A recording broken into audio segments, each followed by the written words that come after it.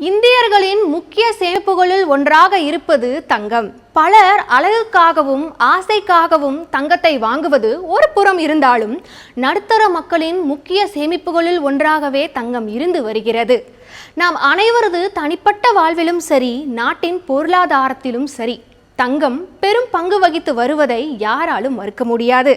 சமீப காலமாகவே தங்கத்தின் மீதான மோகம் அதிகரித்து விட்டதால் தங்கம் விலை ராக்கெட் வேகத்தில் உயர்ந்து வருகிறது.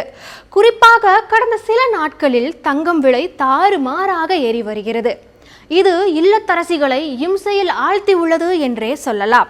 அந்த வகையில் வரலாறு காணாத உச்சமாக இன்று தங்கம் ஒரு சவரன் 75,000 கடந்துள்ளது.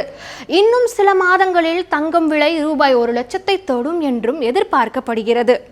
இது நகை பிரியர்களுக்கு பெரும் சவாலை ஏற்படுத்தியுள்ளது. இவ்வாறான தங்கத்தின் விலை உயர்வுக்கு பல்வேறு காரணங்கள் உள்ளன. குறிப்பாக உலகளவில் ஏற்படும் பொருளாதார ஏற்ற இறக்கங்கள், வல்லரசு நாடுகளிடையே ஏற்பட்டுள்ள வர்த்தக போர், அமெரிக்க அதிபராக ட்ரம்ப் பதவியேற்றவுடன் செய்த அதிரடியான பொருளாதார மாற்றங்களின் தாக்கம் எனவும் கூறலாம். எது எப்படியோ தங்கம் விலை கண்ணு கெட்டிய தூரம் வரை குறைவதற்கு வாய்ப்பில்லை. அதனால் வாய்ப்பும் வசதியும் உள்ளவர்கள் முன்கூட்டியே தங்கம் வாங்கி வைத்துக் கொள்வது எதிர்கால தேவைக்கு பயனுள்ளதாக இருக்கும் என்ற கருத்தும் நிலவி வருகிறது.